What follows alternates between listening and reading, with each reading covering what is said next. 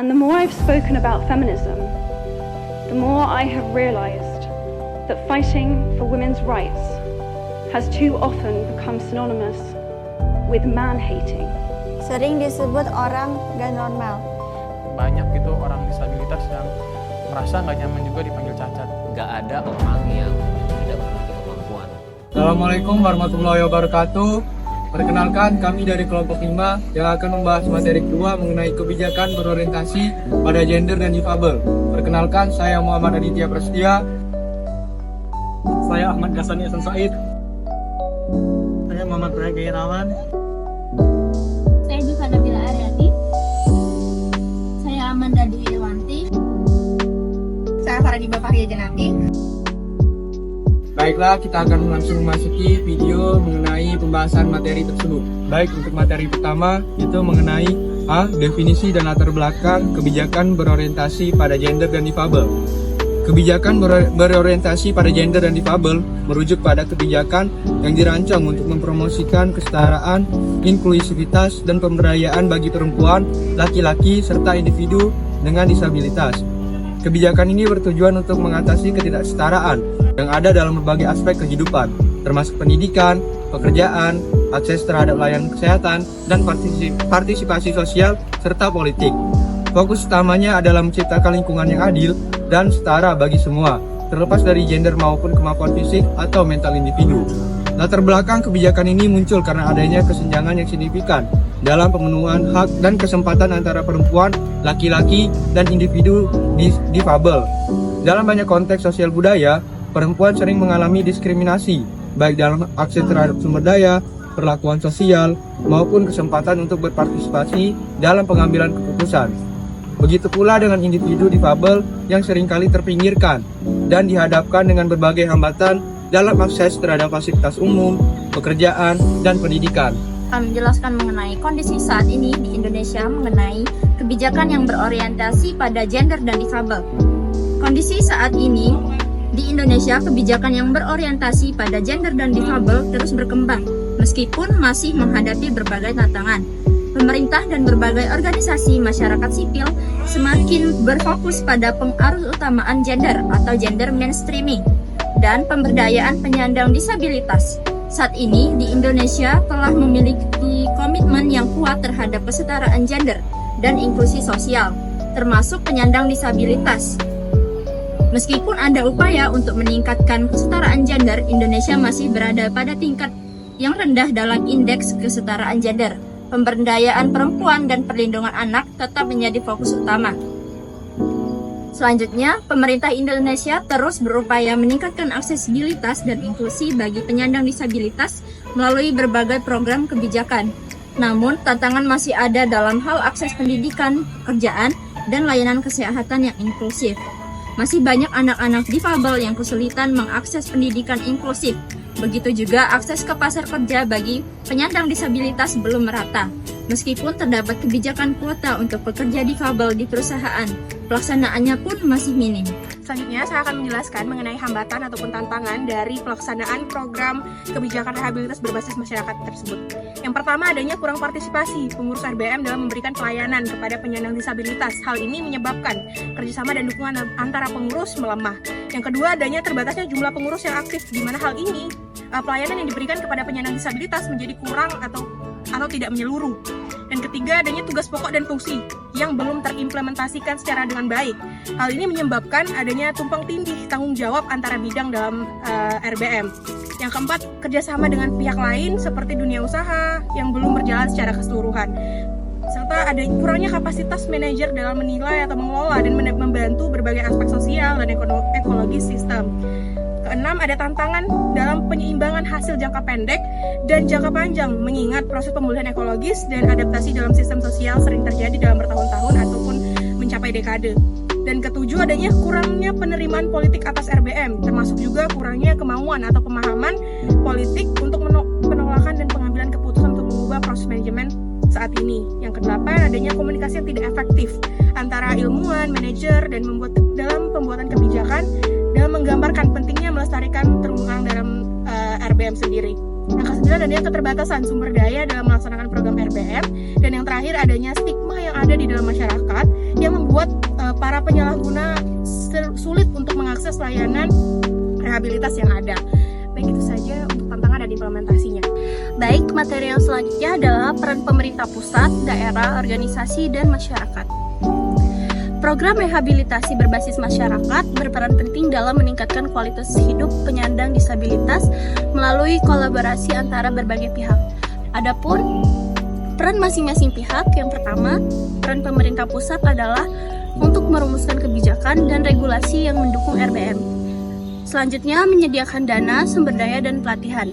Lalu, melakukan pemantauan dan evaluasi program. Kemudian, peran pemerintah daerah adalah mengimplementasikan kebijakan dari pemerintah pusat, menyesuaikan program RBM dengan kebutuhan lokal, lalu mengedukasi masyarakat tentang rehabilitasi. Selanjutnya, peran organisasi menjadi penghubung antara penyandang disabilitas dan layanan rehabilitasi, meningkatkan kesadaran masyarakat tentang isu disabilitas, dan menyediakan dukungan psikososial dan program inklusif. Kemudian, peran masyarakat menjadi pendukung utama keberhasilan program RBM. Kemudian, berpartisipasi dalam kegiatan rehabilitasi dan menghilangkan stigma terhadap penyandang disabilitas. Kolaborasi antara semua pihak ini diharapkan dapat meningkatkan interaksi sosial dan menciptakan masyarakat yang lebih inklusif bagi penyandang disabilitas. Selanjutnya adalah contoh kebijakan yang berorientasi pada gender dan difabel, yaitu adalah program rehabilitasi berbasis masyarakat. Program ini adalah sebuah pendekatan dalam pelayanan rehabilitasi yang menempatkan masyarakat sebagai pelaku utama. RBM bertujuan untuk memberdayakan penyandang disabilitas agar tetap dapat hidup mandiri dan berpartisipasi penuh dalam kehidupan masyarakat. Dalam RBM, seluruh elemen masyarakat termasuk penyandang disabilitas, keluarga, tokoh masyarakat, dan pemerintah daerah bekerja sama untuk mengidentifikasi kebutuhan, merencanakan, melaksanakan, dan mengevaluasi program rehabilitasi. RBM tidak hanya mencakup pada penyembuhan fisik, tetapi juga rehabilitasi mental dan sosial. Dengan kegiatan seperti pelatihan keterampilan, terapi, dukungan sosial, dan pemberdayaan ekonomi, RBM berupaya untuk meningkatkan kemampuan, kemandirian, dan rasa percaya diri. RBM berkontribusi pada menciptakan masyarakat yang inklusif, di mana setiap individu termasuk penyandang disabilitas memiliki kesempatan yang sama untuk berkembang dan mencapai potensi maksimalnya. Selanjutnya adalah landasan hukum dari program rehabilitasi berbasis masyarakat. Landasan hukum yang pertama adalah Undang-Undang Nomor 8 Tahun 2016 tentang penyandang disabilitas. Undang-undang ini menjadi payung hukum utama bagi perlindungan dan pemenuhan hak penyandang disabilitas di Indonesia, termasuk hak mereka untuk mendapatkan rehabilitasi. Pada pasal 19, menyebutkan pemerintah dan pemerintah daerah wajib menyelenggarakan rehabilitasi sosial bagi penyandang disabilitas. Pada pasal 42, rehabilitasi sosial bagaimana dimaksud dalam pasal 19 huruf A meliputi rehabilitasi sosial dasar, rehabilitasi sosial lanjut, dan pemberdayaan sosial. Selanjutnya pada pasal 48, menyebutkan keluarga dan masyarakat wajib berperan serta dalam penyelenggaraan rehabilitasi sosial bagi penyandang disabilitas. Landasan hukum yang kedua adalah Peraturan Pemerintah Nomor 70 Tahun 2019 tentang perencanaan, penyelenggaraan, dan evaluasi terhadap penghormatan, perlindungan, dan pemenuhan hak penyandang disabilitas. Peraturan pemerintah ini merupakan aturan pelaksanaan dari Undang-Undang Nomor 8 Tahun 2016 dan lebih lanjut mengatur tentang rehabilitasi sosial bagi penyandang disabilitas. Pasal yang pertama adalah Pasal 69 Ayat 1 yang menyebutkan rehabilitasi sosial bagi penyandang disabilitas diselenggarakan berbasis masyarakat, keluarga, dan panti. Pada pasal ini meliputi pelayanan kesehatan, pelayanan pendidikan, pelayanan keterampilan, pelayanan sosial, bantuan dan asistensi, perlindungan sosial. Selanjutnya adalah Pasal 71 yang menyebutkan penyelenggaraan rehabilitasi sosial bagi penyandang disabilitas harus dilaksanakan dengan pendekatan yang berpusat pada penyandang disabilitas. Marilah selanjutnya yaitu penerapan RBM. Satu, mengidentifikasi penyandang disabilitas di masyarakat, jenis disabilitas, kebutuhan, dan potensi yang dimiliki. Tahapan ini melibatkan proses pendataan dan pengumpulan informasi lengkap mengenai penyandang disabilitas di suatu wilayah. Kedua, menyusun rencana kegiatan RBM yang melibatkan penyandang disabilitas, warga, dan masyarakat. Yang ketiga, melaksanakan kegiatan RBM sesuai dengan rencana yang telah disusun. Kegiatan RBM dapat berupa rehabilitasi sosial dasar, misalnya fisioterapi, konseling, stabilisasi sosial lanjut, misalnya pelatihan vokasional, pendampingan kerja, dan sebagainya. 4, yaitu memantau pelaksanaan kegiatan RBM secara berkala untuk memastikan bahwa kegiatan dilaksanakan sesuai dengan rencana, mengidentifikasi kendala atau tantangan yang muncul, dan mengambil tindakan korektif jika diperlukan. kelima yaitu mengevaluasi hasil pelaksanaan RBM berdasarkan indikator keberhasilan yang telah ditetapkan. Selanjutnya yaitu sasaran RBM. Sasaran utama RBM adalah penyandang disabilitas dengan kondisi 1. Penyandang disabilitas yang tinggal di masyarakat. 2. Penyandang disabilitas yang dari keluarga miskin dan rentan. 3. Penyandang disabilitas yang memiliki akses terbatas terhadap layanan rehabilitasi. Keempat yaitu perempuan dan anak penyandang disabilitas. Selanjutnya yaitu output RBM. Output RBM itu ada 6. Yang pertama, peningkatan kondisi fisik penyandang disabilitas. Yang kedua, peningkatan kemandirian penyandang disabilitas di mana mampu melakukan aktivitas sehari-hari. Yang ketiga yaitu peningkatan partisipasi penyandang disabilitas dalam keluarga dan masyarakat serta memiliki kesempatan yang sama untuk berperan dan kontribusi di lingkungannya. Yang keempat yaitu peningkatan kesadaran masyarakat tentang disabilitas. Kelima, terbentuknya lingkungan yang inklusif dan mendukung bagi penyandang disabilitas. Yang terakhir yaitu terbangunnya sistem keyakinan, sistem layanan rehabilitasi yang berkelanjutan di masyarakat. Selanjutnya yaitu evaluasi RBM. Evaluasi RBM dilakukan untuk mengukur keberhasilan program dan mengidentifikasi area yang perlu diperbaiki. Contohnya yaitu 1. Wawancara dengan penyandang disabilitas, keluarga dan masyarakat. Kedua, observasi lapangan. Ketiga, studi kasus. Keempat, analisis data. Indikator yang bisa digunakan untuk mengevaluasi RBM yaitu pertama, jumlah penyandang disabilitas yang mendapatkan layanan rehabilitasi. 2. Tingkat kepuasan penyandang disabilitas terhadap layanan rehabilitasi. 3. Perubahan perilaku dan kemampuan penyandang disabilitas setelah mendapatkan layanan rehabilitasi. Kelima, tingkat kesadaran masyarakat tentang disabilitas. Contoh implementasi dan evaluasi RBM yaitu yang pertama program. Programnya yaitu pelatihan keterampilan menjahit bagi perempuan penyandang disabilitas. Outputnya yaitu meningkatnya keterampilan menjahit para peserta. Sebagian peserta dapat menghasilkan produk, itu menjualnya, meningkatkan rasa percaya diri dan kemandirian peserta. Yang terakhir yaitu evaluasi.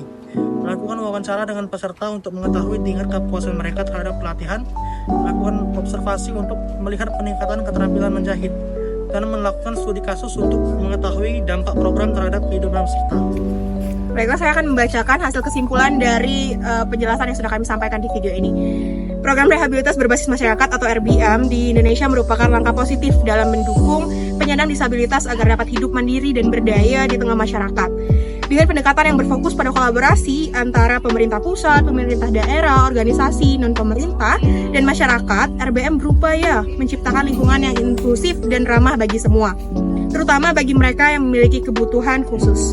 Program ini mencakup berbagai aspek penting, termasuk pendidikan inklusif, akses terhadap pelayanan kesehatan, pemberdayaan ekonomi, dan rehabilitas sosial, sehingga penyandang disabilitas dapat berkontribusi penuh dan merasa dihargai dalam kehidupan bermasyarakat. Namun, pelaksanaan RBM masih menghadapi tantangan yang cukup signifikan, seperti kurangnya koordinasi dan komunikasi yang efektif antar pemangku kepentingan, juga keterbatasan sumber daya finansial dan tenaga terlatih, serta adanya stigma sosial yang membuat penyandang disabilitas seringkali merasa terpinggirkan. Untuk mencapai tujuan jangka panjang yang berkelanjutan, pemerintah dan masyarakat perlu bekerja sama yang lebih erat, memperkuat sosialisasi program, serta mengatasi hambatan-hambatan melalui pendekatan yang berkesinambungan. Dengan dukungan yang menyeluruh, RBM memiliki potensi besar untuk meningkatkan kesejahteraan dan juga kualitas hidup penyandang disabilitas, serta menciptakan masyarakat yang lebih adil dan setara bagi semua anggotanya. Itulah tadi video mengenai penjelasan materi kedua mengenai kebijakan berorientasi pada gender dan difabel. Saya mewakili dari kelompok 5 meminta maaf atas kekurangan dan mengucapkan terima kasih pada semua yang sudah menyimak video kami. Lebih dan kurang, saya mohon maaf. Wabillahi taufiq wal hidayah. Wassalamualaikum warahmatullahi wabarakatuh.